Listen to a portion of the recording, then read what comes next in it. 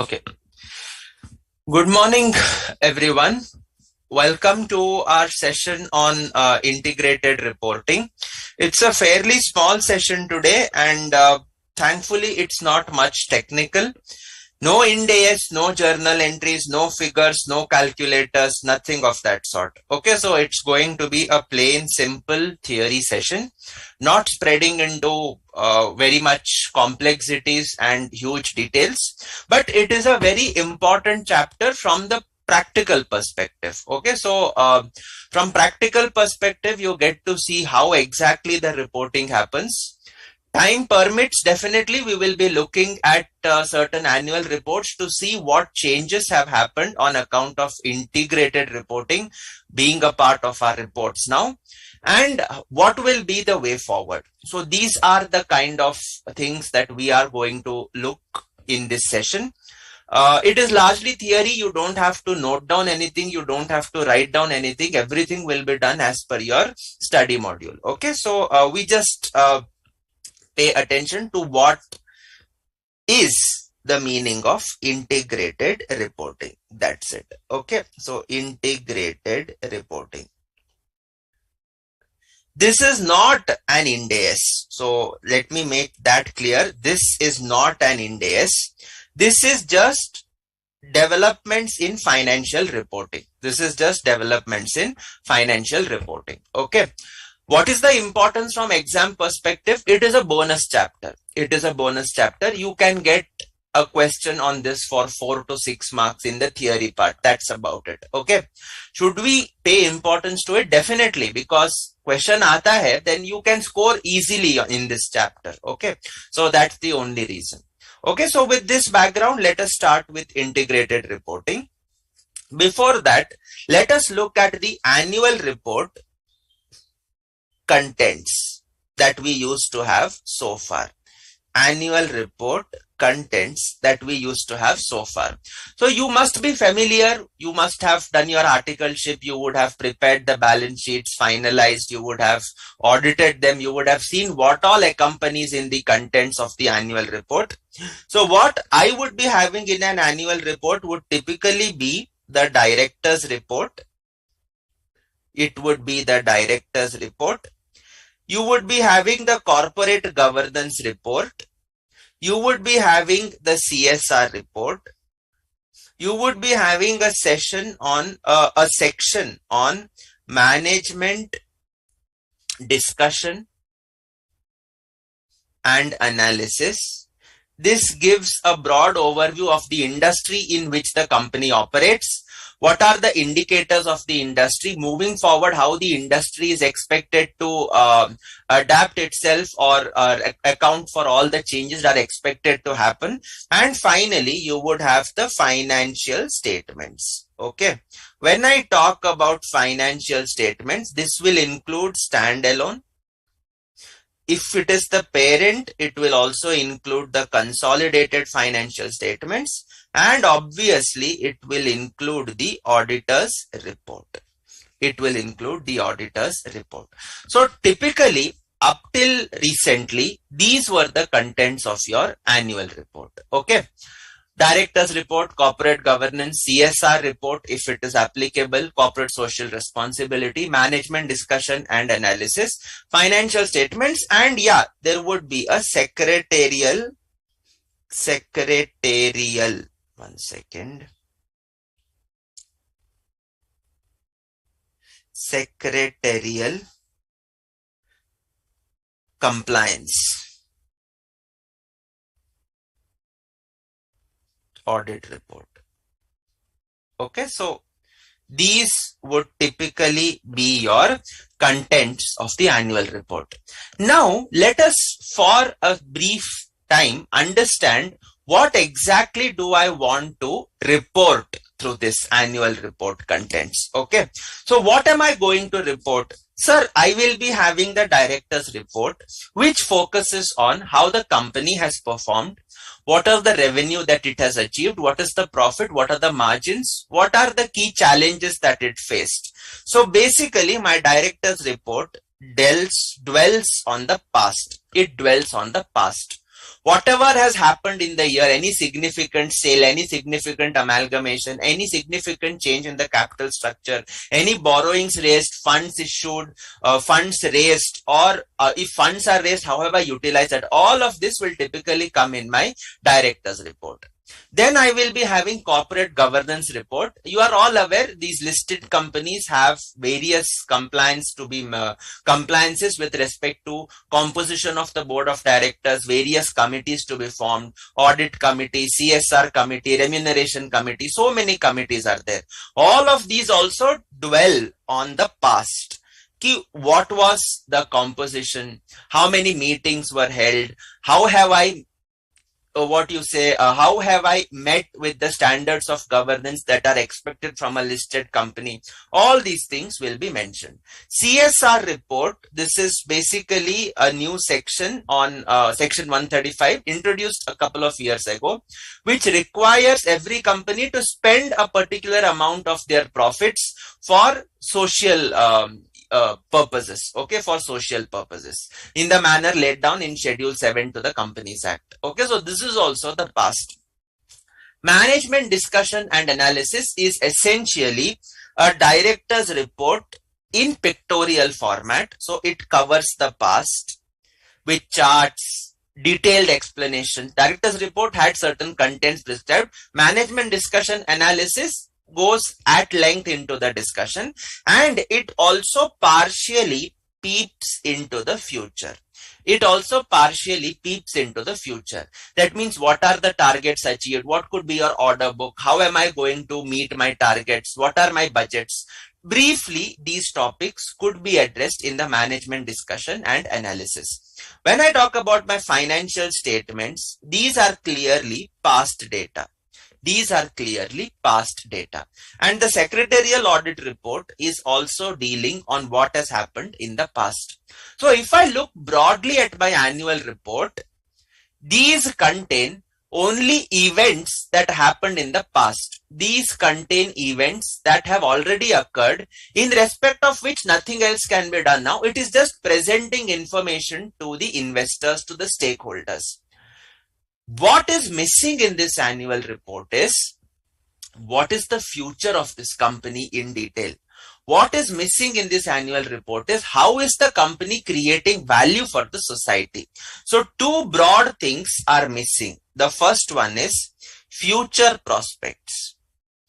Future prospects. When I say future prospects, it means what is the destination of the company? आप company चला रहे हो, क्यों चला रहे हो? What is your aim in life? What is the aim of the management? Where do they want this company to reach? So the future prospects is not discussed in detail. There is just a brief touch up on that. So future prospects are missing.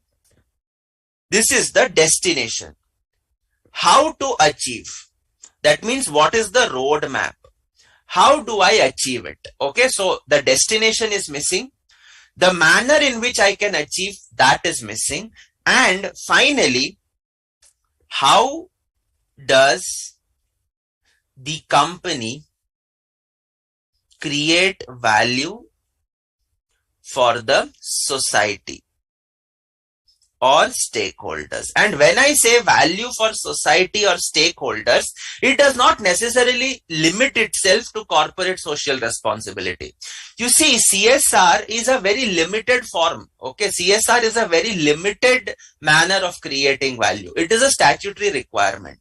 But when I talk about creation of value, it means how many skilled workers have I produced? What is the amount of expenditure I have spent on training my employees? Okay. What is the improvement in products that I have been able to achieve which have brought about a change in the society? Okay. So all these kind of things are what are missing in the current annual report. All these things were missing in the current annual report. Ye sab hota hi nahi tha. They were not there. How is value created? Company was saying, what is this? I create profits. I ensure that my market cap is maintained, and therefore wahi value. That's not your value. Those are just financial indicators. They are just figures appearing in your balance sheet as well as the reaction of the stock markets to your performance.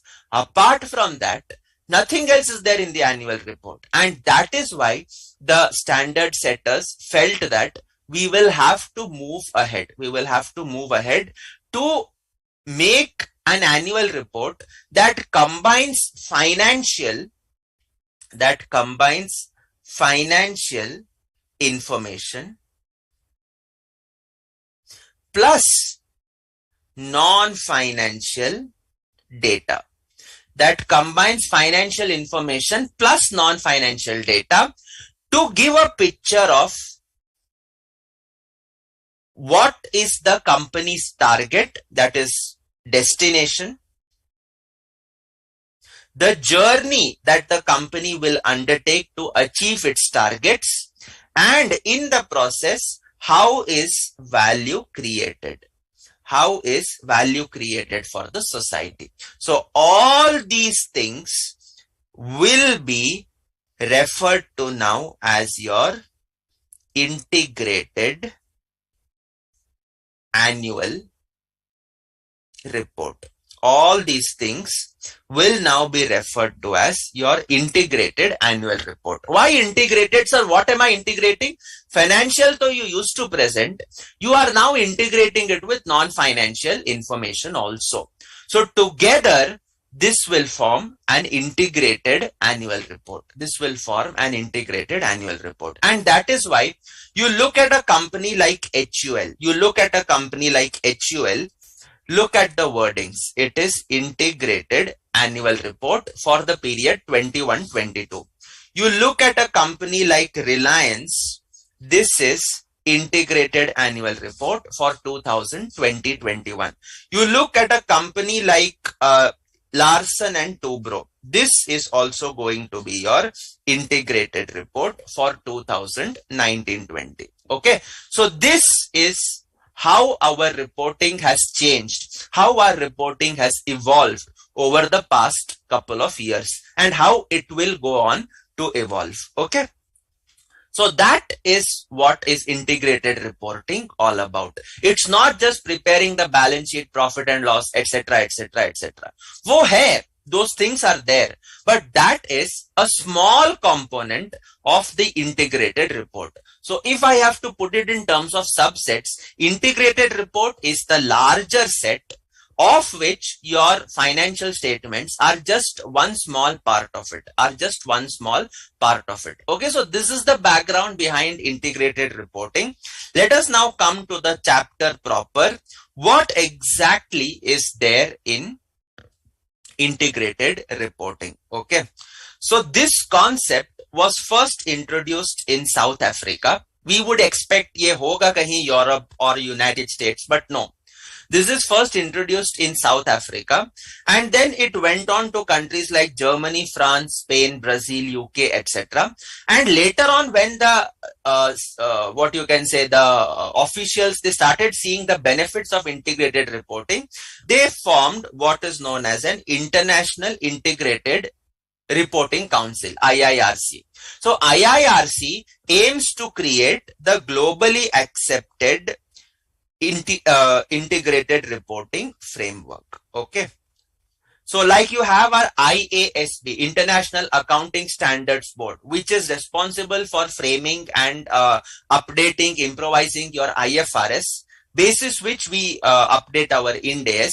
Similarly, we have the IIRC, which aims to create the globally accepted integrated reporting framework. So when our regulators like SEBI, etc., they mandate companies to prepare integrated report, such integrated report should be in accordance with the requirements of the IIRC. Okay. So now, what is IIRC? It is a global coalition of regulators, investors, companies, standard setters, and accounting profession and NGOs. So regulators means the various regulating bodies that are there. Investors, companies, standard setters, accounting profession means bodies like ICAI, as well as NGOs. So this coalition shares the view that communication about value creation should be the next step in the evolution of corporate reporting. It's not just giving balance sheet, P&L, etc. In fact, that information many people will not even understand. Look at a layman who has invested in the shares of a company like Reliance or in the shares of a company like HUL. उसको क्या समझ में है? What will he understand when he looks at the annual report? You have complex standards like Ind AS 109, Ind AS 32, 107, 110, 103, etc., which even people like us who are experienced, we go through a lot of struggle to understand and implement. How do you expect an individual, a layman who is not financially literate, to understand those concepts? He cannot. But what he can definitely understand is what is the value the company is creating. And for those people in particular, these kind of reports will be of a great assistance. Okay. So what they want is greater flexibility to be given to the entity in the reporting. But at the same time, target should be to report the value created by the organization through various capitals. So the fundamental goal is only one. Explain how you have created value. Explain the value that you have created. This is my target of integrated reporting. How do you explain? कैसे explain करना है? What are the steps involved? What is the layout? What is the template? All these things are not defined under integrated reporting. You want to present in a paragraph form, you can present. You want to present in the form of charts, you can present. You want to identify and report key performance indicators, you can do so. The manner of representation is yours. The manner of disclosing the information is yours. You want to do an audit of your KPIs, you can do that and present the report of your KPIs also. But all of that is your choice as a company. What these steps should ensure is you are able to communicate the value that is created. That is the purpose of integrated reporting. So what is integrated reporting? It is a concept created to better articulate the broader range of measures that contribute to long-term value and the role that organizations play in the society. We are just coming out of the pandemic. So in the pandemic, so many companies, they came out with measures like transporting oxygen concentrators, producing oxygen for COVID patients. Okay. There was a sudden shortage of oxygen. So you have companies who stepped up the oxygen production, gave it for free to hospitals, gave it for free to the governments. Why? That was their responsibility, that they were that they were coming to the help of the society when needed. Okay. Once you must have heard this say that with great power comes great responsibility, right? So these companies are now in a position where they have to return back to the society. And that is what integrated reporting is all about. How are you returning back to the society? So in terms of the integrated reporting framework, 6 types of capitals have been identified. One is financial capital. That though you disclose anyways, okay, but it is still there. Apart from that, you have 6 types of capital: human capital, manufactured capital, natural capital, social capital. So many types of capitals are there. So these 5 additional capitals, you will have to report on that. So integrated reporting examines 5 additional capitals that should guide an organization's decision making and long-term success. Its value creation in the broadest sense. So this is what integrated reporting is all about. 6 types of capital. You explain how has this capital increased. You explain how have you dealt with this capital. Okay. So this integrated reporting is to communicate a clear, concise and integrated story that explains how all the resources are creating value. It is promotes a cohesive and efficient approach to corporate reporting, aims to improve the quality of information available to providers of financial capital. So this is what integrated reporting is all about. So what is an integrated report? It is a concise communication. Concise means crisp. It does not mean eliminate information. It means whatever information is there, try to reduce the size of that information. Prepare charts, prepare diagrams, prepare graphs, so that the pictorial representation will save on the words that you have to otherwise present. Okay, so that will be of help to the readers. It communicates about how an organization's strategy, governance, performance, and prospects. Strategy is what the entity intends. What is the way? What is the what you can say action that the company wants to take? Governance means who are leading the company. Performance means how the company has performed. Prospects means it looks into the future in the context of its external environment, leads to the creation, preservation, or erosion of value over the short term, medium term, and long term. So essentially, it is the path. Strategy means the path that it takes with the help of the leadership that it has in respect of the performance that it achieves, to give an idea of the future that it has in the context of its external environment, to disclose the value that it has created, that means enhancement of value, preservation, that means maintenance of value, and erosion, that means decline of value over the short term, over the medium term, over the long term. So these are what is essentially your integrated reports are all about. Okay. It benefits all the stakeholders. It benefits all the stakeholders, and it contains relevant information, both financial and other, that is non-financial information. It benefits whom? It benefits employees, customers, suppliers, business partners, local communities, legislators, regulators, and policymakers. Who are all these people? Sir, these are my stakeholders. If you remember long ago when you used to study balance sheet, P&L preparation, right from 12th standard, 11th standard, you would be studying something known as, what do you mean by general purpose financial statements? General purpose financial statements to cater to the general public. Who was general public? Your stakeholders, like borrower, like lenders, like customers, suppliers, employees, authorities, etc., etc. So you know that. So these are the same categories of persons. Okay, same categories of persons. What is the salient features of the integrated reporting framework? It adopts a principle-based approach. Principle-based approach means integrated reporting framework will tell you have to disclose how you created the value with the help of 6 capitals.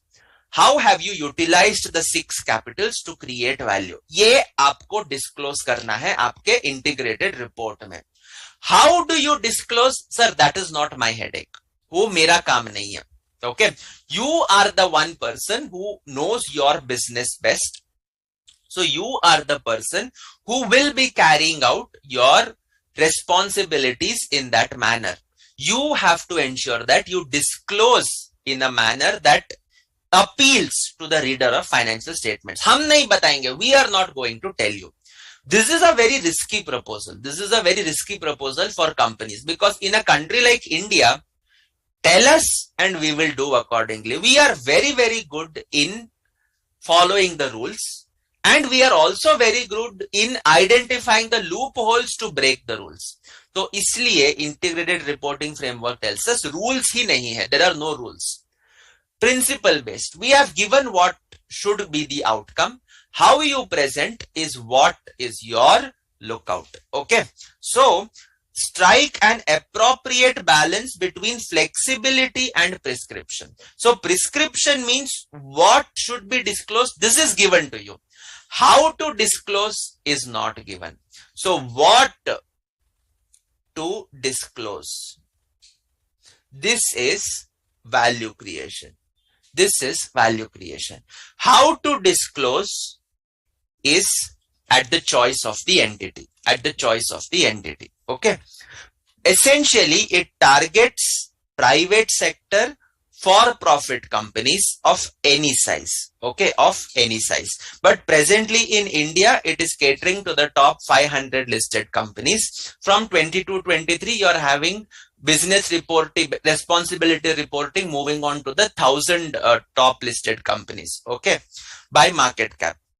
But primarily it is of any size, but you can also apply and adapt as necessary by the public sector and the not-for-profit organizations. So you can say it can apply to public or NGOs also, but primarily it is for the private sector profit-making companies. Okay. So quantitative indicators, including KPIs and monetized metrics, could be helpful in explaining how an organization creates, preserves, or erodes the value. So these are the things that you will be having. We'll see what are KPIs, examples of KPIs. We will see. We have 3 annual reports to see. So हम देखेंगे कि वो कैसे होता है. Okay. The ability of the organization to create value can best be reported on through a combination of quantitative and qualitative information. Okay. So this is what we are going to have. Next one, it is an identifiable communication. Matlab, it should be specifically mentioned that this is an integrated report. Okay. It should include a statement by those charged with governance accepting responsibility for the report. Okay. So typically your integrated report reporting statements should be having what you can say responsibility by those charged with governance, because ultimately somebody should accept it. Okay, if a company presents an integrated report, somebody should be responsible for that. So those charged with governance, they are the guys who will be signing and presenting the integrated report. It is more than a summary of information in other communications. Okay, it makes explicit the connectivity of information to communicate how value is created, preserved, or eroded over time. So what is important is value. So they are stressing each and every paragraph, these words are there. Creation of value, creation, preservation, erosion of value. Har ek paragraph mein these words are mentioned. Okay. Contains both financial and other information. So that is also there. Value creation, preservation, or erosion for the organization as well as for others. Okay, so what value it created for itself, which affects financial returns to the providers of financial capital, and value for others. Okay, so this is what will be disclosed in the integrated report. Okay, so with this background, we now come to the most important part of this chapter, that is the 6 type of capitals that have to be disclosed in an integrated report. 6 types of capitals. So when I talk about the 6 types of capitals, what does it mean? Okay, capitals are stocks of value that are increased, decreased, or transformed through activities and outputs of the organization. Okay, so what is capital? It's not necessarily money. Okay, it can be beyond money. You have to look at terms beyond monetary also, beyond monetary items also. So first capital is financial. This each one of us knows. बहुत पढ़े हम, अपने को पूरा पता है what is there in capital. Okay, financial capital. Each one of us are expert in this, so no problem. You then have other 5 types, that is manufactured, intellectual, human, social, and natural. So these 6 capitals are there. So each of these capitals will have an opening balance. They will have a closing balance, and opening to closing is what is the journey that the company has undertaken during the period. That is the business processes that the company has carried out. So those business processes give an idea of how it has transformed my capital. Did it increase the capital? Did it decrease the capital? Or has it converted the capital from one form to another? We'll see what you mean by conversion of capital from one form to another. But abhi ke liye, this is what we are going to broadly look at. Okay. So financial capital kya hota hai? Well, that includes the pool of funds available for use in the production of goods or provision of services obtained through financing such as debt, equity or grants. You could either take loans, you could either raise equity shares, or you could get a government grant, or generated through operations or investments. So this is typically retained earnings, operations. Through investments means return on investment. Return on investment. So this is what you are going to look at. So that it makes it clear. We have discussed this in great detail, nothing much to discuss. When I talk about manufactured capital, this is what the company manufactures. This is what the company constructs. This is what the company acquires. Okay. It includes, these are physical objects. So intangibles not included here. Only tangible items.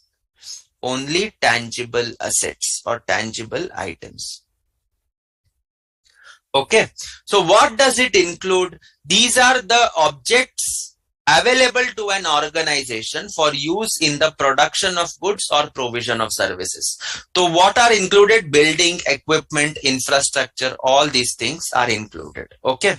Manufactured capital is often created by other organizations, but includes assets manufactured by the reporting organization for sale or when they are retained for its own use. So ye ho gaya mera manufactured capital.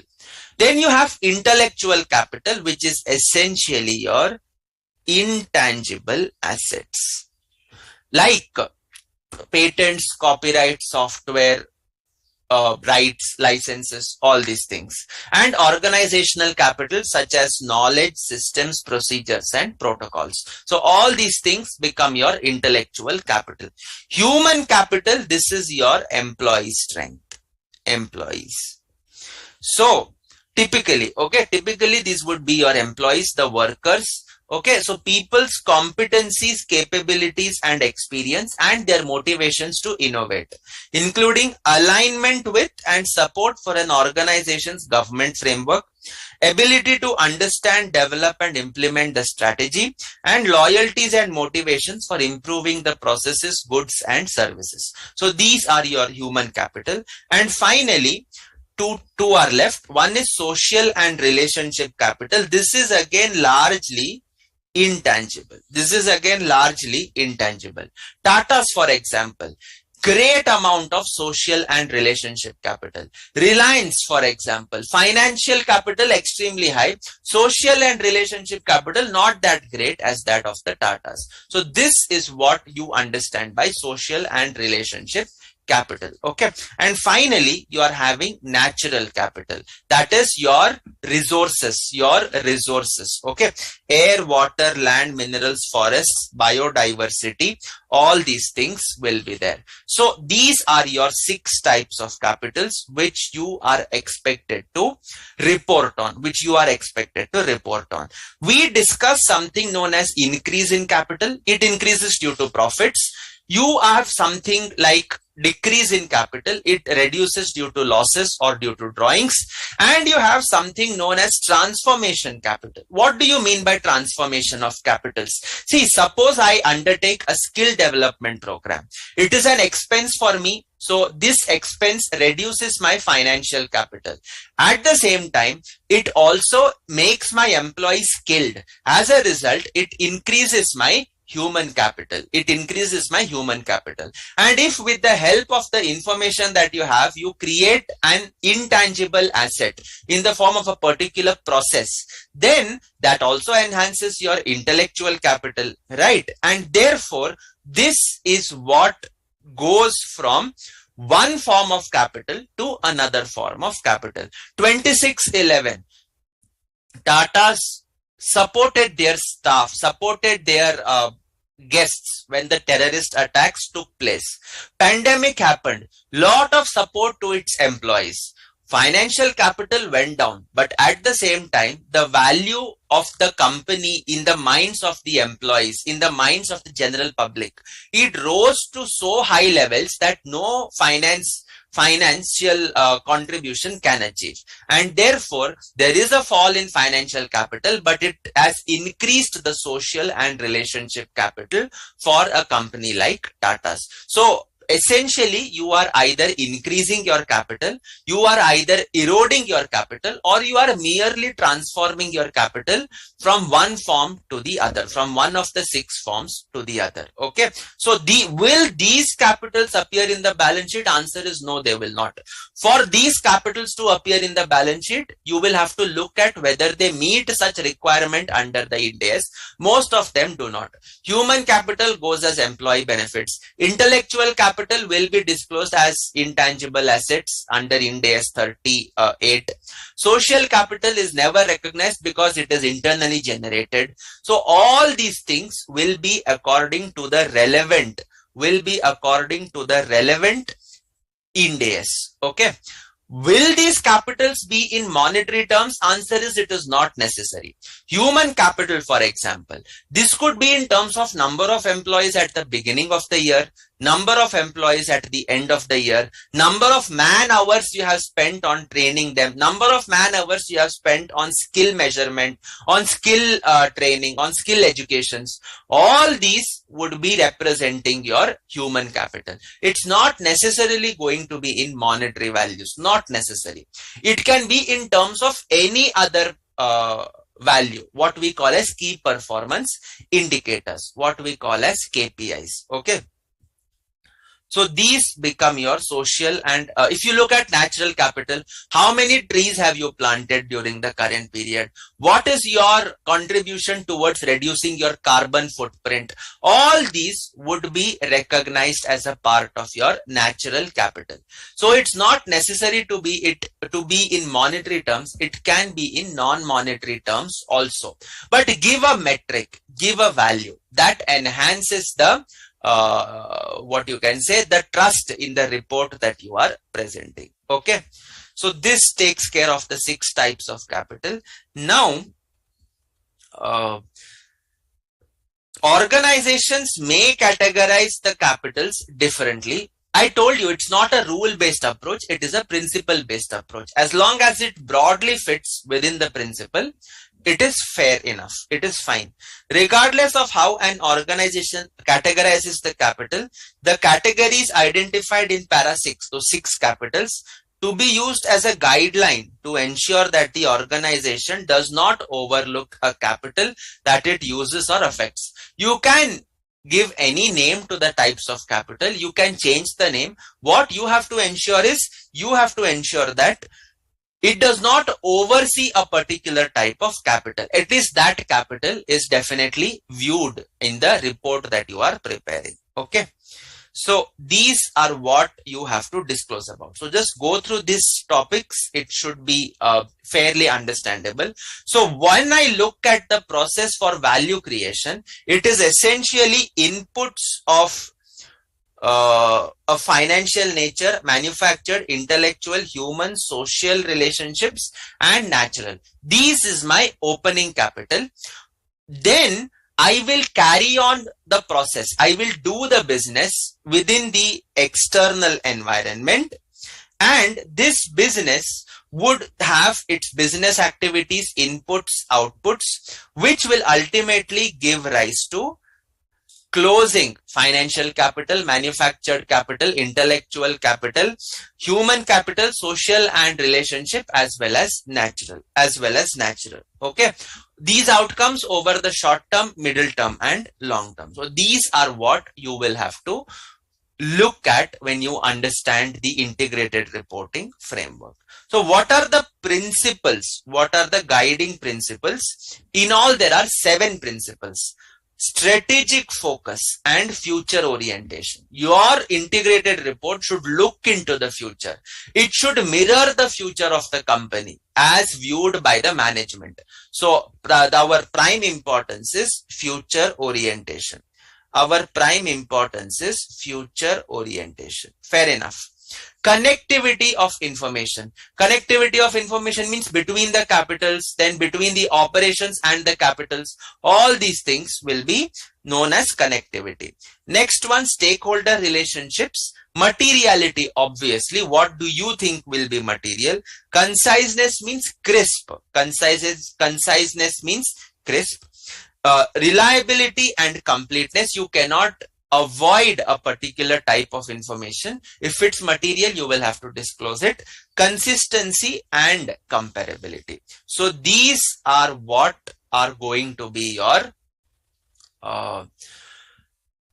what you can say guiding principles. Okay, so now we have a query. Sir, for coal manufacturing company, are the coal mines natural capital? No. Coal mines will come under asset side in the balance sheet. When I talk, move outside the balance sheet.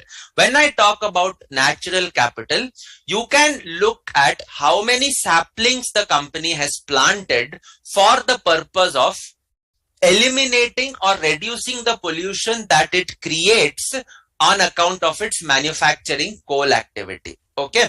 What are the saplings at the end of the year? What are the forests that it has maintained? What is the forest cover that it has developed on account of offsetting the carbon footprint that it has? That will become your natural capital. That will become your natural capital. You would have adopted a river cleaning program. For example, your process discharges effluents in the water, and therefore you are going to take a Ganga cleansing program. Just for example, that Ganga river cleansing becomes your natural capital. The cleaning of that Ganga river becomes your natural capital. ये balance sheet में नहीं मिलेंगे अपने को. Let me be very clear. You will not get these items in the balance sheet. Ultimately, move out of the balance sheet. See, when I look at financial capital, that is what is in the balance sheet. So in the financial capital, the balance sheet, the capital is nothing but assets minus external liabilities. So usme you are having your coal mines, blah, blah, blah. All these things will come. So when I talk about the other 5 types of capital, come out of the balance sheet. Come out of the balance sheet. It is a very narrow thought process that ownership, balance sheet, my asset, my liabilities, yahi report karna hai. It's not the case. You have to look at what are you providing to the society. Today, Dilip Buildcon is constructing a flyover from point A to point B. For constructing the flyover, it had to cut 100 million trees. So this is the natural capital it has eroded. This is the natural capital it has eroded. Out of 100 million trees, in some other place, it has planted 30 million trees. So therefore, 30 million trees increases the natural capital. Increases the natural capital. And therefore, you will be reporting that as a part of your natural capital. Okay. Will this be corporate social responsibility? Answer is yes and no. It's not mandatory to be social responsibility. Although ultimately, your figures must tie up. In the corporate social responsibility, if you are giving a particular figure for monies spent on increasing the forest cover, then that should tie up with what you mention in your integrated report under the heading of natural capital. But human resources, how many human resources did you employ? What are the man hours you have trained? These do not come in corporate social responsibility. These also do not come in financial statements, by the way. Do I have number of employees appearing as an asset? Answer is no. But do I have the salaries paid to them appearing? Yes. Do I have training cost paid on account of their skill training? Yes, that will go in the P&L. But ultimately, number of man hours, number of employees, ये सब तो किधर भी नहीं दिखते ना. They are specifically only referring to my what you can say human capital. They are referring to my human capital. So it's not restricted to CSR. It's not restricted to corporate governance. It is a wider aspect. It is a wider perspective. Okay. And ultimately, whatever you disclose under the types of capital, it must tie up with whatever figures are mentioned in the financial statements, in the corporate governance report, CSR report, sustainability report. All these reports, it must ultimately tie up. You cannot have one figure in one, another figure in another. वो नहीं चलेगा. That is not going to work. That is not going to work. Okay. Then obviously you will look at materiality, how material the information is before going on and presenting that. Okay. So it should provide, the integrated report should provide insight into the organization's strategy, how it relates to the organization's ability to create value in the short, medium, and long term. And it is not limited to the content elements. It guides the selection and may include significant risk, opportunities, and dependencies. COVID was a big risk. So now you will be having risk as a great part of your integrated reports. Okay. Views of those charged with governance about relationship between past and future performance, how the organization balances short, medium, and long-term interests, how organization has learned from past experiences in determining future strategic directions. Okay. So these are the things that you will be disclosing at the bare minimum. Okay. So connectivity of information, you have to connect between the various factors. Okay.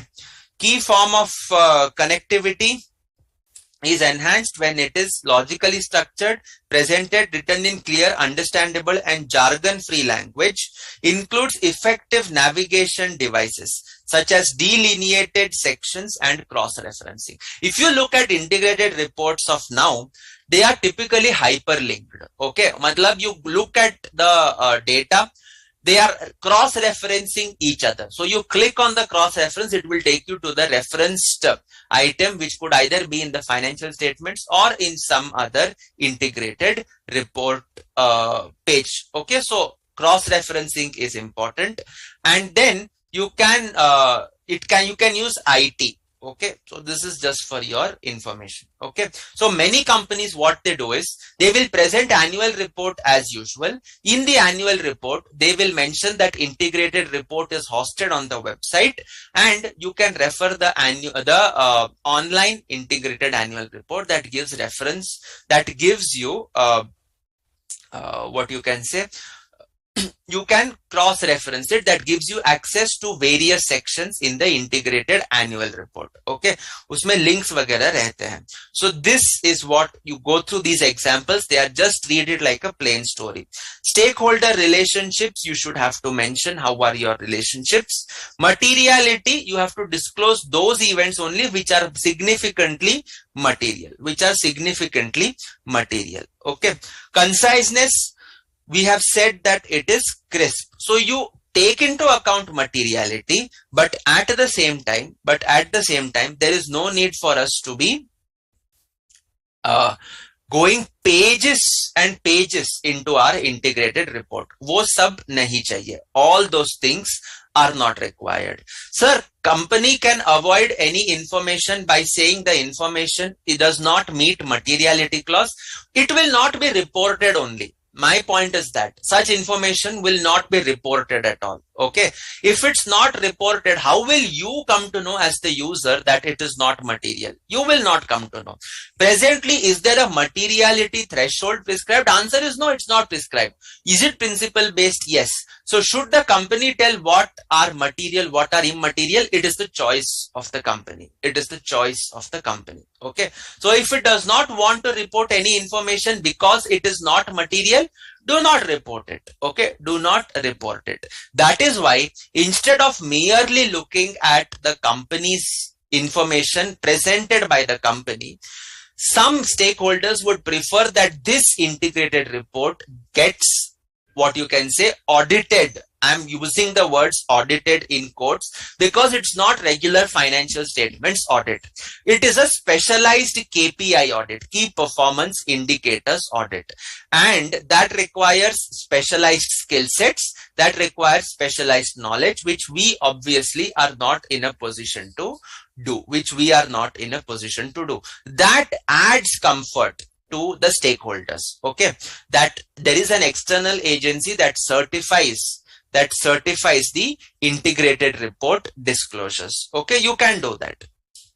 reliability and completeness in all material matters, consistency and comparability, enables comparison. Okay, so these are the things that are important principles for the purposes of preparing your integrated report.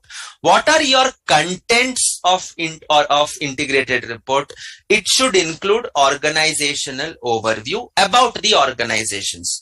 What are the culture, ethics, values, ownership, principal markets, position within the value chain, competitive landscape and market positioning. Key quantitative information you have to give: number of employees, revenue, number of countries, significant changes from prior periods. Then you mention significant factors affecting the external environment and the organization's response. When I talk about external environment, it is basically PESTEL analysis. PESTEL means political, economic, social, technological, environmental, and legal. So these are your PESTEL factors. How are these factors affecting the organization? Okay, political factors, economic factors, social factors, technological factors, environmental factors and legal factors. How are they affecting? Okay, it is the same thing here, only commercial is there here, which is not mentioned. It goes as a part of economic factors. Okay, so first thing is organizational overview. This is the first element. Second element is governance. What is my leadership structure? What are the processes to make strategic decisions? Particular actions those charged with governance have taken to influence and monitor the strategic direction of the organization and its approach to risk management.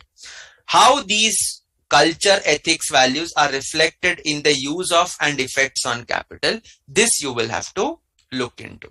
Okay, let's go through those remaining three items.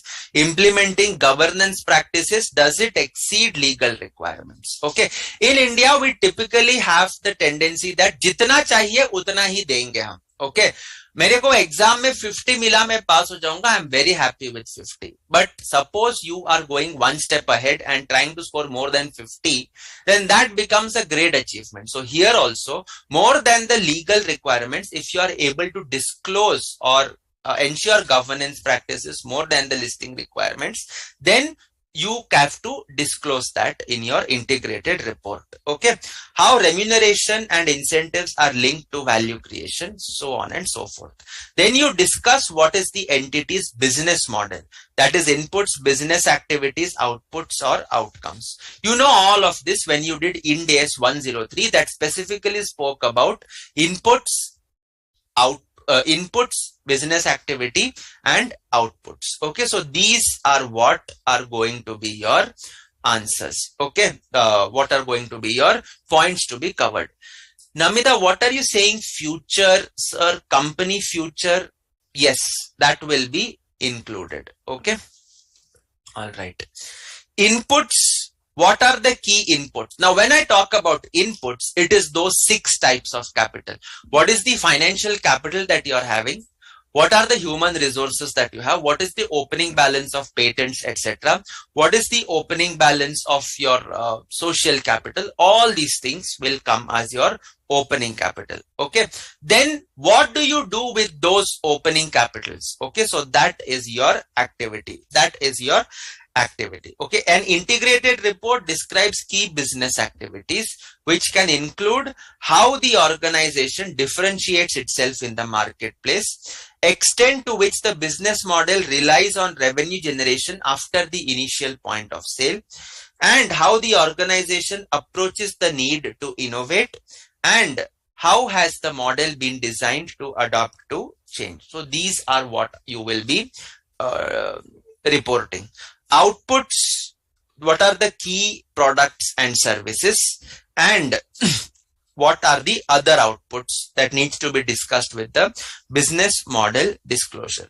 When I look at outcomes, It describes key outcomes such as both internal outcomes and external outcomes. Both positive and negative outcomes, that is those that create and those that erode value. You will have to disclose both of them. So these are the data that you will be presenting in respect of business model. Okay. Outputs, outcomes, risks and opportunities. What are the risks that are there and how you intend to manage those risks? So when I talk about risk, the management is typically either of these four. So T stands for transfer. That means I take insurance and manage the risk. A stands for avoid. Okay, A stands for avoid. Avoid means what? मेरे को risk चाहिए ही नहीं. So I will not take a particular course of action. Okay.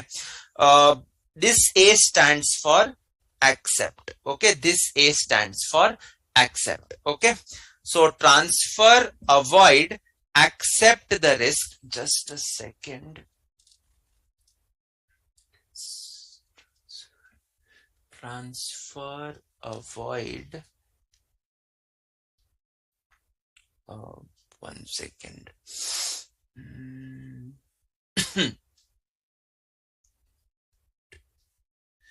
We had, okay. Reduce the risk. How can I reduce the risk? So all these aspects you will try to mention in your integrated report. At the same time, what are the opportunities? So you could be presenting a SWOT analysis of your organization here. What are your strengths? What are your weaknesses? What is your opportunities that you are seeing and what are the threats? Okay. And how can I use the opportunities to mitigate my threats? How can I use my strengths to ensure my weaknesses are also going to reduce? So these are the ways you can disclose in your integrated report. Strategy and resource allocation. Okay. How are you going to use the company's resources? Okay, how are you going to use the company's resources? That is, where does the company want to go? And how does it intend to get there? This is the question that you are going to answer every point of time. And your strategy and resource allocation should be in line with meeting this requirement. Okay, performance. Okay, quantitative indicators, effects on capitals, state of key stakeholders relationships. All these points will be discussed. Outlook, it anticipates changes over time and provides information about expectations, how it will affect and how currently equipped to respond to critical challenges and uncertainties likely to arise. So organizations' expectations about external environment. This is the pestle analysis that we did, is likely to face in the short, medium and long term. So these are what you are going to say. And basis of preparation, summary of the organization's materiality determination process. You have to mention what have you taken as materiality. Description of the reporting boundary. That means up to what point you can report, beyond what you are not going to report. Summary of significant framework and methods used to quantify or evaluate material matters. So these are the points that you will be disclosing. Okay. Disclosures are there which you can go through. Nothing is an issue. Aggregation, disaggregation, everything is going to be covered here. Okay. So this is broadly what integrated reporting is all about. Okay. I will come back to this topic, but before that, to avoid the monotony, I would like to just present to you some integrated reports to understand how exactly integrated reports are being presented. Because so far we have discussed the broad principles. Okay. So far we have discussed the broad principles. So first thing is we look at the latest company's annual report, HUL, for the year 21-22. Now, if you look at the contents of this annual report, what all is included? What all is included? Okay. Look at this. Our business model. Why this has to be mentioned? Our strategy. Why this should be mentioned? HUL Compass commitments. Reimagine HUL. Our financial performance, we anyways give it. Environmental, social, and governance. Why are all these going to be disclosed? This is a part of integrated reporting, whereas this is a part of business responsibility states and sustainability reporting, ESG. So all these are the new things which are present in the balance sheets now. Then apart from that, management discussion and analysis, board of directors standard, CSR report, business responsibility report, corporate governance, secretarial audit, EVA, economic value added. And then you have the standalone financials, consolidated financials, corporate information and profile of directors and notice of AGM. So these are what will now be included in my financial statements on a regular basis. Okay. The important points now is this one, and there is a lot of demand for professionals in this particular area. Okay, lot of demand. All right. So now coming back to HUL, ye to sab, this is what they are presenting initially. When you look at our performance, evolving consumer trends, our strategy, what are we going to do? Okay, what is our path? What do we want to achieve? Okay, so developing the portfolio, win with our brands, lead in the channels of the future, all these feet are the strategic choices and actions. Okay, next one is the business model. This is the business model. Okay, now what we depend on, these are your inputs. What we do, this is the business model. The value that we have created for, this is your output. Okay, so these are what we will be disclosing now. Okay, so when I look at relationships, over 21,000 people invest their skills and time in our offices. Okay, present it in a flowery language and ensure that it attracts attention. So 21,000 talented people means what? These are the number of employees that they are working for. Around 1,300 supplier partners. This is another non-financial indicator. Okay, what are your input materials? Thousands of tons of agricultural raw materials, packaging materials and chemicals. Of course, when I say 21,000 talented people, this figure should ultimately tie up with the audited financials, which mentions the wage cost. The wage cost should be of 21,000 talented people. So you remember when you did auditing standards, there was an auditing standard on other information. Okay, where the auditor has a duty to look at all the other reports forming a part of the financial statements, and he has to ensure that there is no deviation from what is mentioned in the other report and what is mentioned in the financial statements. So he has to look at all of these things. Okay. So this one, financial resources, capital from our shareholders. HUL is a zero debt company, so it does not have debt obligations. Under Ind AS 116, lease obligations are there, but it has not borrowed money from any entity. What are the intangible assets? Brands, R&D, all these things. Owned and leased factories. These are your capitals. Okay. What do? They track changing consumer sentiment. They use these insights to develop brands and products, buy large quantities of raw materials, perform these into the products we sell, countrywide network of logistic warehouses, marketing, largest advertisers in the country, many channels to make our brands available. More than 9 out of 10 Indian households use our products to look good, feel good, and get more out of life. Okay, so this is what is the business model. And what are they creating value for? They are creating value for consumers in the form of superior quality products and purposeful brands. Our people, we aim to reward the people fairly for the work that they do. Customers, we partner with large and small retailers to grow our business as well as theirs. Suppliers and business partners to support mutual and sustainable growth.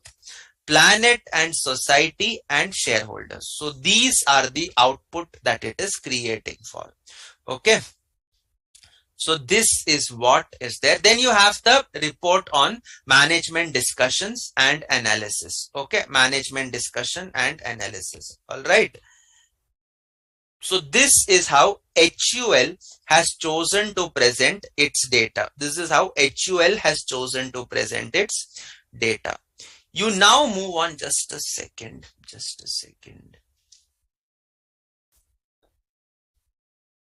Okay. So this was all about HUL. Okay. Now we move on to a company like Reliance. Integrated annual report. How Reliance has presented its data. Okay. How Reliance has presented its data. You can have a look here. Okay. Creating standing leadership.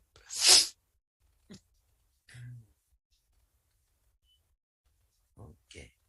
Management. 1 second.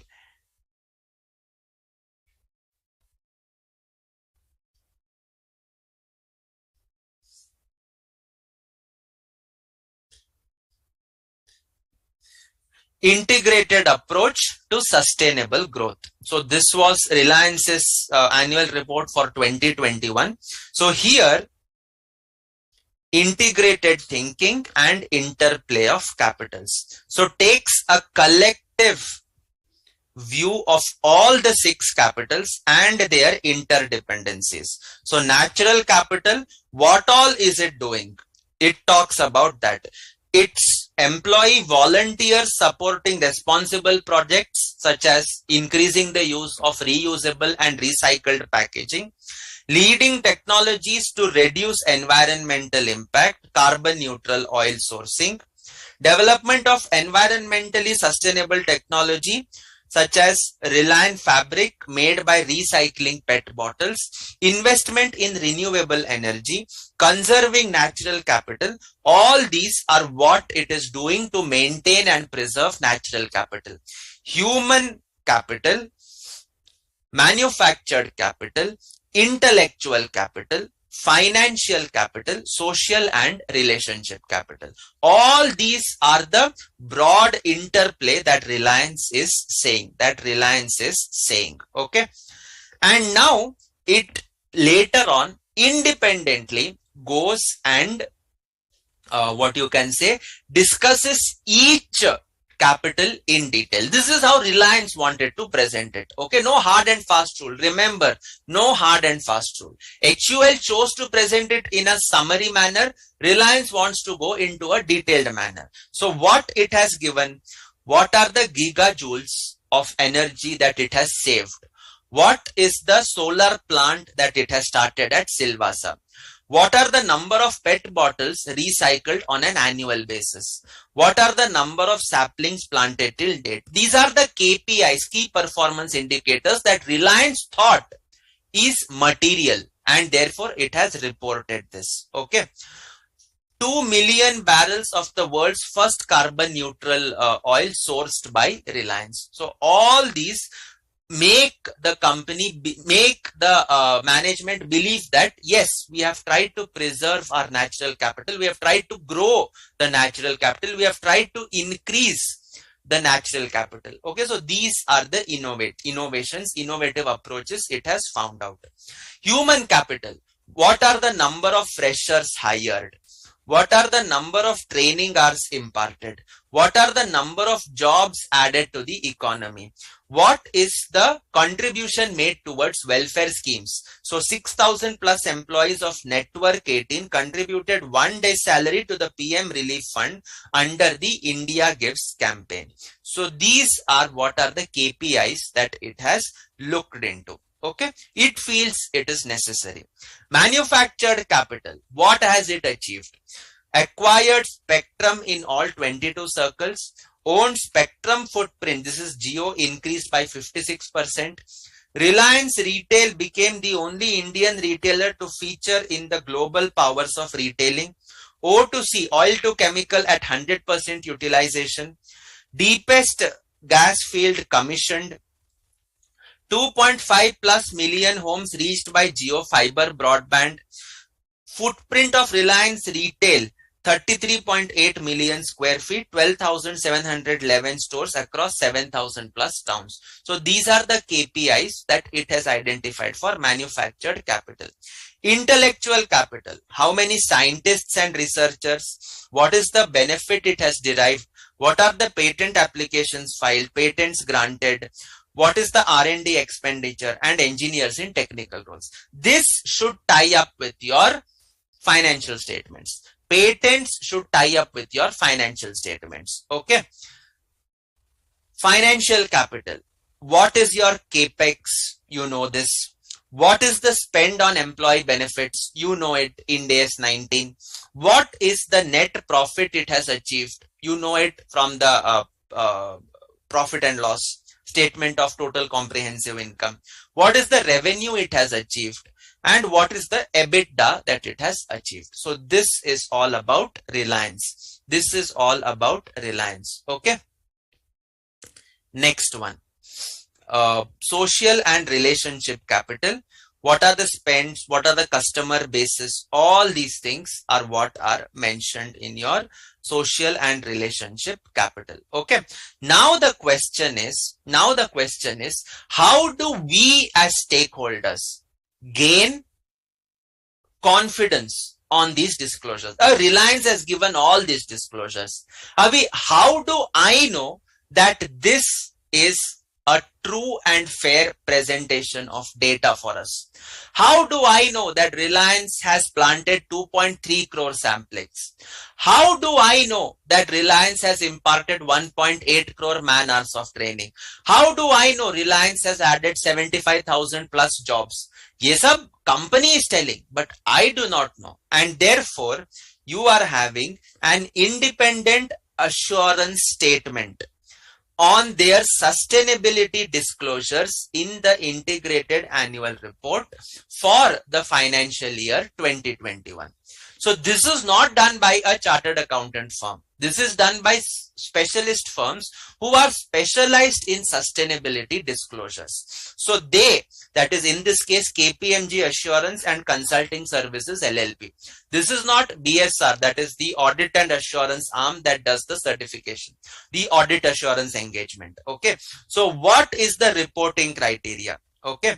It has developed its report based on applicable accounting standard, incorporating the principles of the International Integrated Reporting Framework published by the International Integrated Reporting Council into the management discussion and analysis. Okay. So all these things are mentioned. What are the limitations as standard? What is the procedure that it does? And what is the degree of independence?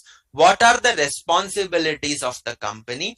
And basis that, what are the conclusions? Okay.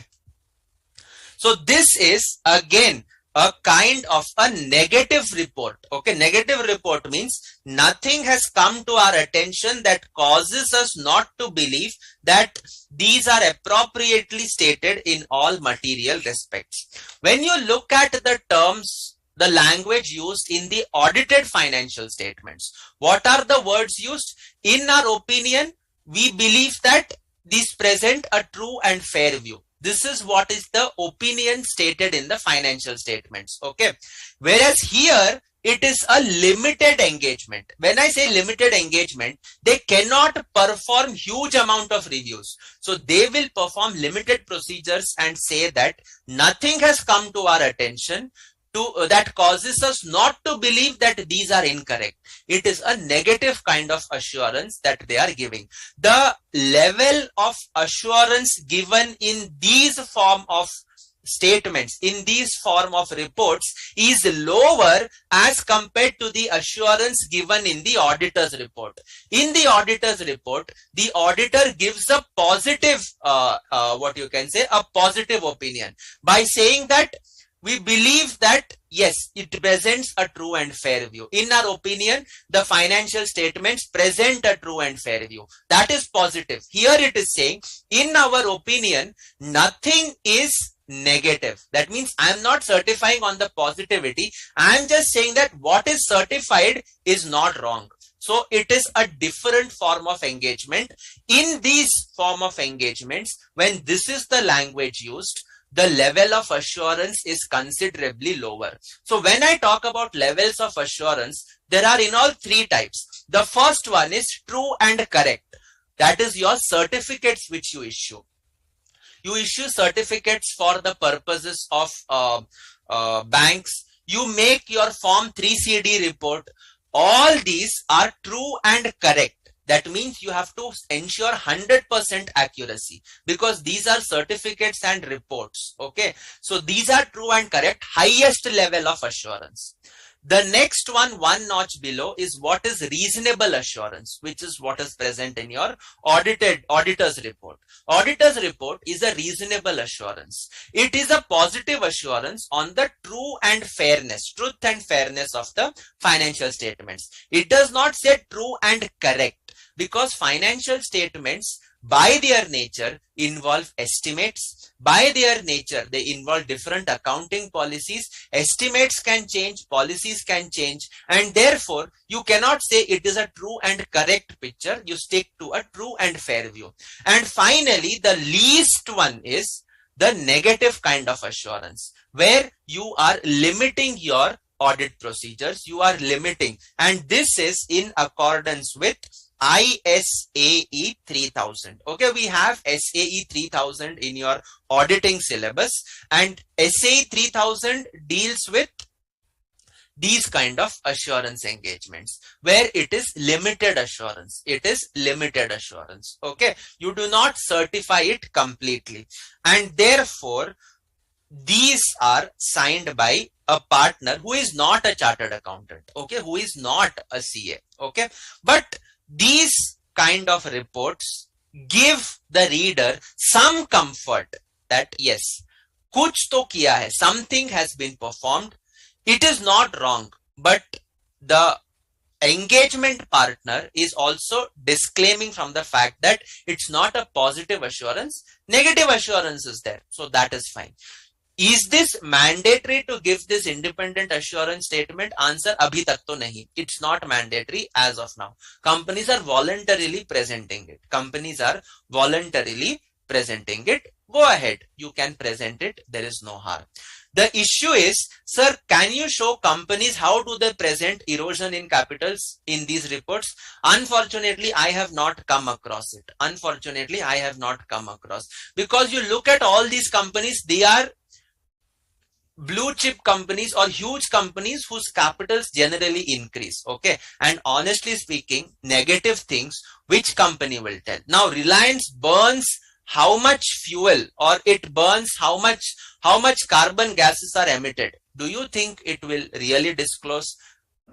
Probably not. Okay, Reliance wants to present a picture that it is taking care of the environment. Okay, so forget number of saplings planted. Present that, no problem. But are you giving the amount of gases you have emitted into the air? Are you giving the amount of pollution that you have caused? You do not do that. Okay, you do not do that. That is the harsh world of corporate reporting. Okay, you present only the goody things, and then you expect your stakeholders to buy that. And unfortunately, the stakeholders do buy that also. Okay. Sir, can the company deliberately avoid the information of any capital which it eroded by saying that the information is not material as no one is there to check? Definitely. Ho sakta. Anything is possible. Okay. Which is why you have these independent assurance statements. But if you look at this whole thing in a nutshell, business responsibility. Anyways, I'll come to that part as a part of our conclusion of today's discussion. Okay. But as of now, this is how Reliance chooses to present. Okay, I'm not saying Reliance is good, HUL is bad, or HUL is good, Reliance is bad. These are just different forms of presentation. These are just different forms of presentation. Okay. Larsen and Toubro's integrated report for 2019-20. Now, this company also has chosen to give in detail each capital-wise disclosure. So, all these disclosures are presented to you. All these disclosures are presented. Okay. Financial capital, they give a snapshot. Manufactured capital, they give a snapshot. What are the number of project sites? What is the output? What are the materials consumed? What are the offices or manufacturing locations? All these things are presented to you. Okay. Next one, you are having manufactured capital ke baad, you are having intellectual capital. What are the R&D spends? Value engineering projects, number of patents granted, filed, what are the material issues. Okay. So all these things. Human capital. What is the number of permanent employees? In Reliance, it was about 2 lakh and 20, it was a 2 lakh and odd. Here it is 49,000. Engineers, safety training hours, total training hours. What are the issues? And then you are having natural capital. What is your spends on environmental measures? Tie it up with CSR as well as tie it up with the financial statements. Water positive campuses, green portfolio, recycling of wastewater. So all this you will have to, you are choosing to report. CSR programs. So tie it up with your CSR report. Water and sanitation, health, skill development, education. Okay, so these are what are reported by what you can say Larsen and Toubro. Apart from that, L&T has also given an idea of what are the risks that were there and how it chose to mitigate the risk and proceed ahead. So risk and risk mitigations are also discussed in detail. Risks are also discussed in detail. Okay, so now coming back to our general reporting guidance. Okay, fair enough. So now you got a broad idea of how these integrated reports are presented. So following matters are relevant: disclosure of material matters, key information such as explanation of the matter and its effect on the organization strategy, relevant interaction and interdependencies, organization's views, actions, extent of control, and quantitative and qualitative disclosures. Sir, how do these professionals check all these things? Will they get to count every saplings? Not necessary. It depends. Okay. If you count the number of seeds procured, many times you can take the invoices, count the number of seeds, and they can say that these will be the number of saplings planted. Okay. It's a very, very difficult thing to do. It's not really practical. Okay. Just wait for a short while, maybe another 5 to 10 minutes, and then I will present a contrary opinion to these reports, and then you will be the best judge to really decide that what is going on in today's reporting, is it really justified or not. Okay, give me 5 to 10 minutes. I'll come to address all these issues that are troubling us. Okay, if there is uncertainty surrounding a matter, disclosures about the uncertainty. We saw disclosures about capitals. We saw the time frames. Okay, and then aggregation and disaggregation. Where it is immaterial, go on aggregating until it becomes material. Where it is material in independence, do not aggregate, present it as a single item. Okay. International Accounting Standards Board is studying and consulting on wider corporate reporting, including developments in integrated reporting. Okay.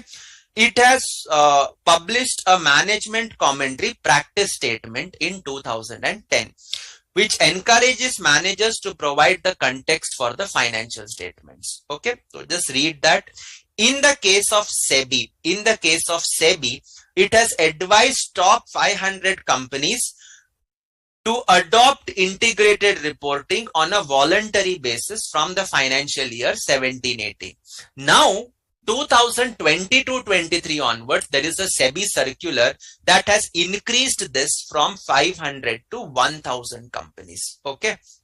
This is from financial year 20 to 23. This amendment is not probably applicable for you. Just check up. But this is from 20 to 23 onwards. Okay. So now what you have to do is these companies who are presenting a business responsibility report, they are mandated to present this.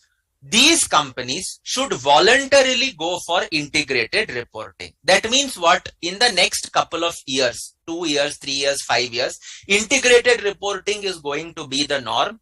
वो mandatory हो जाएगा. It will be mandatory. Okay. So it is slowly moving towards mandatory integrated reporting. Okay.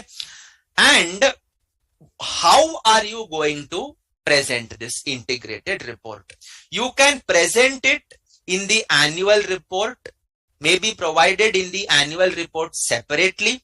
First option, which we saw right now. You could incorporate it in the management discussion and analysis. Second option. You could prepare a separate report. Third one.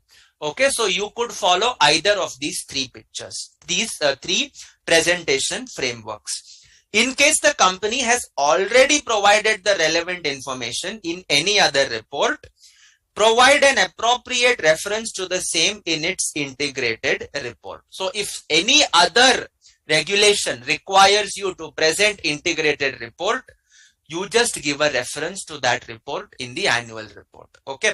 As a Go Green initiative, integrated report may be hosted on their website and provide appropriate reference to the same in the annual report. This is what L&T has done. Physical reports is the annual report. उसमें छोटे से footnote में लिखा है, you can refer the integrated report for the year 1920 hosted on our website. So this is how you are going to present. Okay. So when you talk about the current model and the integrated reporting, current model largely was on past and financial, whereas the integrated reporting is future, connected and strategic. So it looks at the strategic vision, the pathways that you will adopt to reach the strategic vision that you have. Current model was short term, whereas integrated reporting goes for short term, medium as well as long term. Current model is long and complex. Integrated reporting is concise and focuses on material issues. But definitely the financial statements will be bulky because you have to meet the requirements of IFRS/Ind AS, and therefore the disclosures there are bulky. So कहने को तो it is short, concise in integrated reporting, but when you take the financial statements, discussion, analysis, etc., the reports will still go ahead and be bulky. Compliance here is rule bound, whereas here it is responsive to circumstances. No hard and fast rule.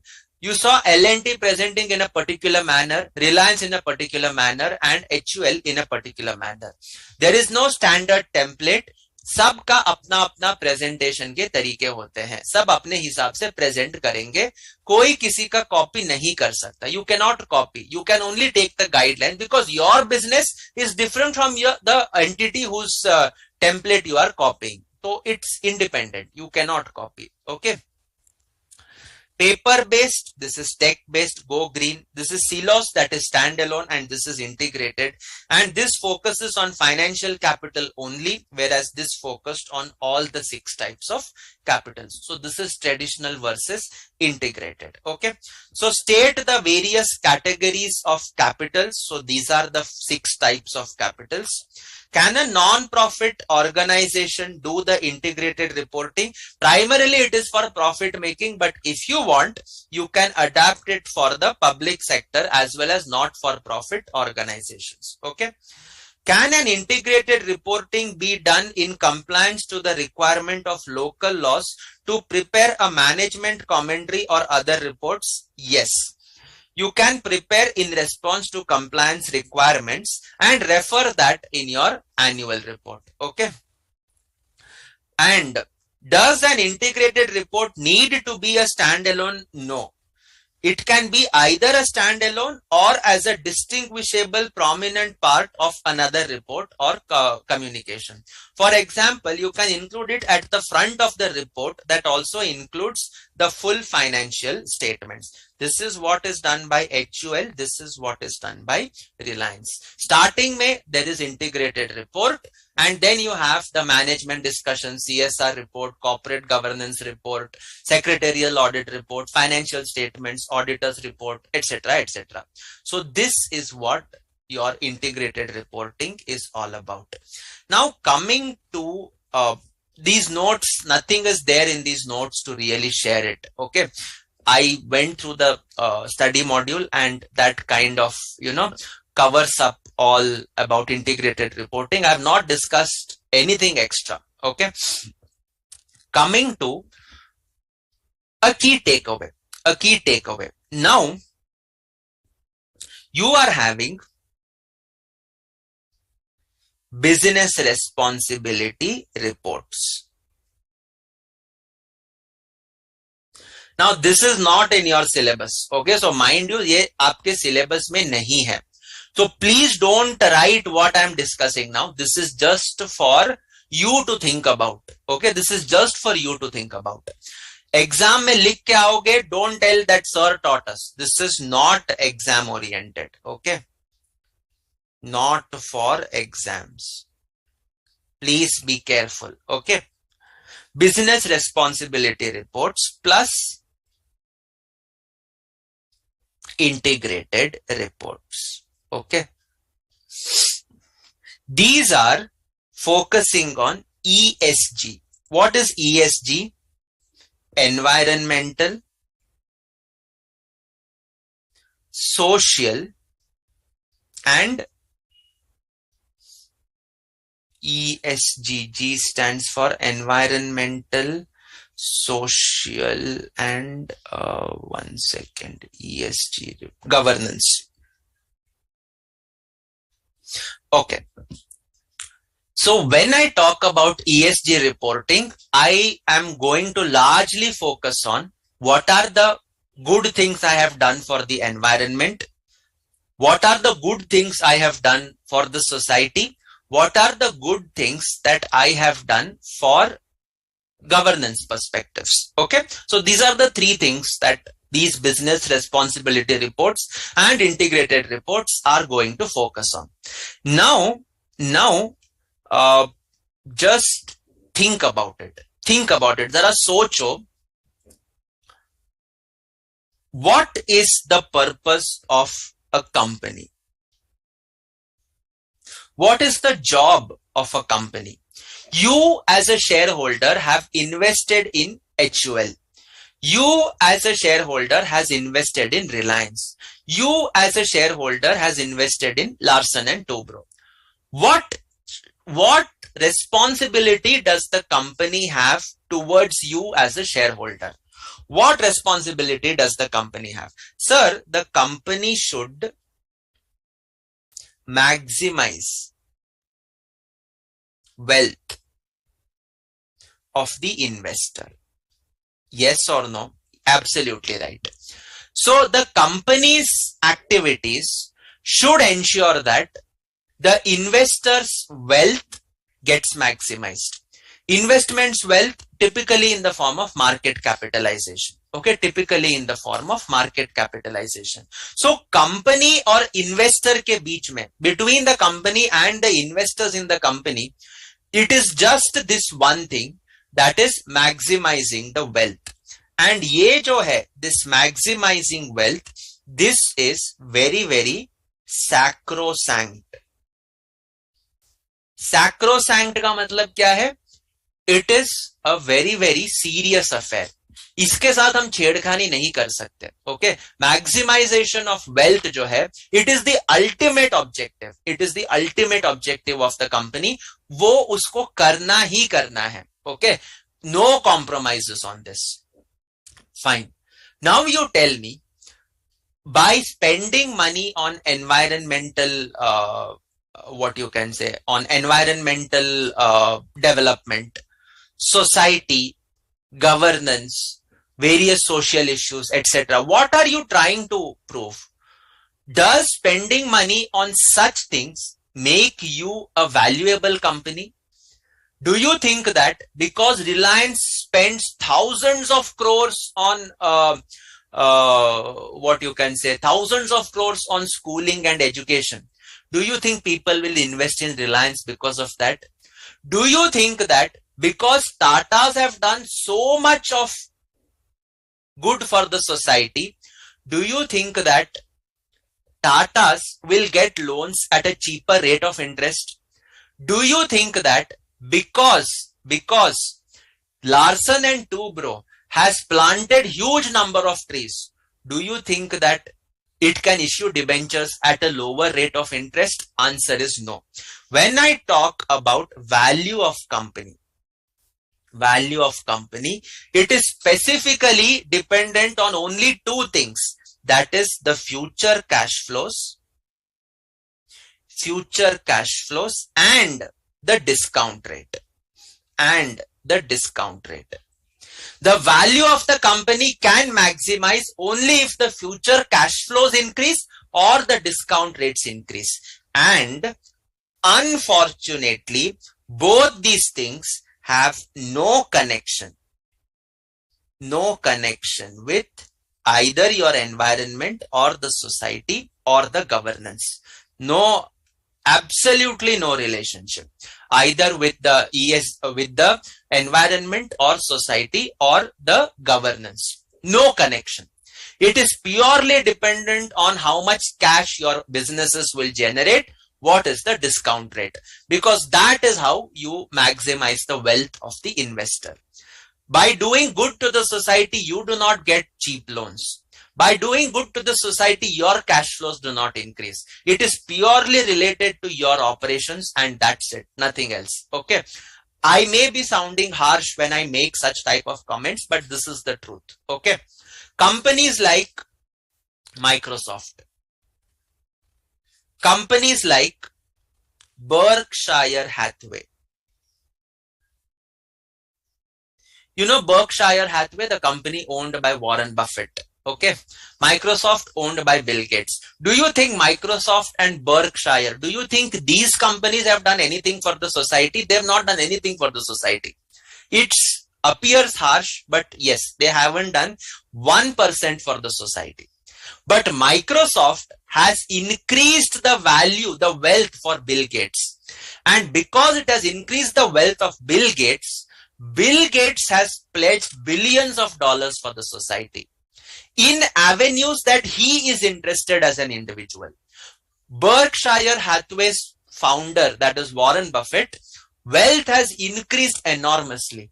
And today Warren Buffett decides that he wants to pledge the majority of his wealth to charity. He has pledged it and he will decide where he wants to do that.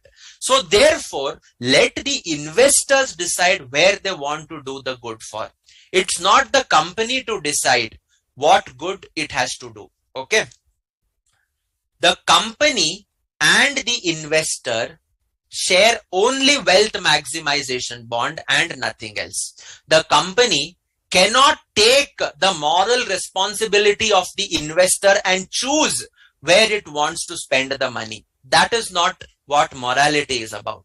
The investor may have a different set of morals. The company cannot take those set of morals from the investor and decide where to spend the money, because that is what is going to erode the value of the company. When you are spending crores and crores of rupees on environmental, social aspects, you are essentially diverting the money from business and putting it there.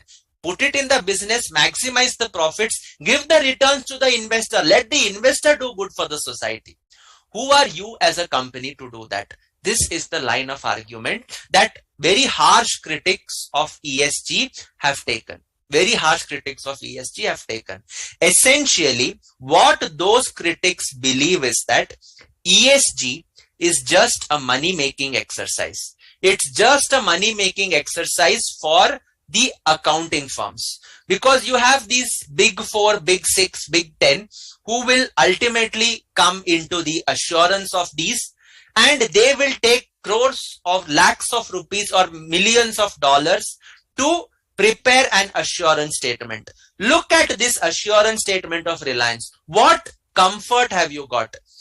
Are you able to question KPMG that have you counted the saplings? No. Are you able to question them that have you seen how many man hours of training are performed? No. Are you able to question them on what was the skill imparted and how skillful the employees are? Have you been able to check? No. So what is the quality of work that you are certifying? What is the quality of that assurance report that is there is a big question mark in the eyes of these critics. It is a big question mark. Okay. It is not adding any value whatsoever. It is not adding any value whatsoever is what these critics believe. At the same time, these critics also say that, well, if the company believes it is spoiling the environment, let the company do good. No problem. If you have a company like Reliance that is, what you can say, generating, that is polluting the air, go ahead and plant the trees. We are not stopping you. We are stopping you from going on rooftops and yelling that, look, I have planted 2.3 crore saplings. Look, I have given 1.8 crore man hours of training. Look, I have employed 75,000. Why do you want to shout that you are doing good? If you are doing good, the society will take note of that. If you are doing good, people will take note and invest in your company. You do not have to go to rooftops and shout literally through the integrated report that these are the good things I'm doing. If at all you are doing such things, it means the hidden thing is you are probably doing something worse behind, which is making you to report the goods that you have performed, which is exactly what Namita had asked. How can companies report the eroded natural capital? How can the companies report on erosion of the 5 types of capital? Financial capital, to auditor's report may it's covered. I have no problem with that. Remaining 5 types of capital, if it is eroded, do you think these companies will report the erosion of capital? No. They will report only the goody things. Reliance will never ever say that these are the amount of waste that I have generated into the atmosphere. Never. HUL is manufacturing, the largest manufacturer of single-use plastics, which are banned. You have Coca-Cola, you have HUL, you have cosmetics industries, which are dealing in single-use plastics, which are banned, which are totally banned. Go to a small fruit seller, वो बोलेगा मैं plastic में fruits नहीं दे सकता, police हमको आके पकड़ता है, बोलता है प्लास्टिक देने का नहीं, वो बैंड है. It's band for the small fruit seller, grocery seller, but it is applicable, but it is permitted for these huge companies. Why is that so? They are doing something grossly wrong. Do you think HUL presents in its financial statements, in its integrated report, how much tons of single-use plastic it has manufactured? Nahi hoga. It will not give that information, because if it gives that information, you have a huge number of what you can say non-profit organizations who will jump upon HUL, who will jump upon Unilever. तो वो सब information वो देंगे नहीं. They are giving the goody things to mask probably whatever bad that they have done. This is what the critics have to say. So if you want to do good and keep quiet about it. Don't go ahead and report it and do all this ESG reporting and all.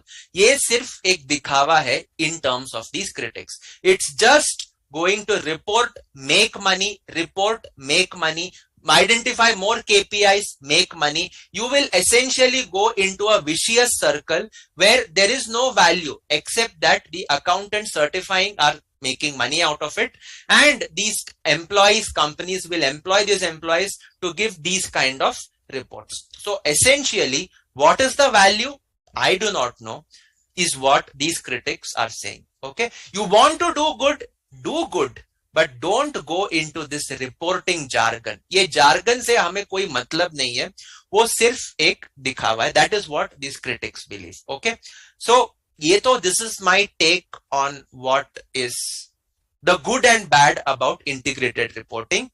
Please keep it only to, of course, there will be equally harsh critics of these critics also. I'm not disclosing, I'm not disrespecting anyone. Okay, I'm not disrespecting anyone. I'm just saying that for everything, there are two sides to the coin. Okay, there is a positive thing also, there is a negative thing also.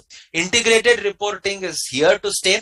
It is a great field for those who are interested in new career options. Okay, so ESG is the buzzword in today's times. Once you clear, if you are interested, you can join any of the accounting firms and you can specialize in ESG reporting. ESG is not going to go anywhere. Okay, it is here to stay. Okay, so with that kind of concludes our discussion on the integrated reporting. When will the batch start for May or November 2023? I do not know. It should be starting a month or two from now on, probably. Okay, usually that is how it happens, but you'll have to keep visiting the institute's website to just have a look. Okay. Do questions come from this standard? Sheena Jain, ye standard nahi hai. This is a chapter. Okay. This is not related to any Ind AS. This is not related to any, what you can say, IFRS. It is just a manner of reporting. Questions aa sakte hain.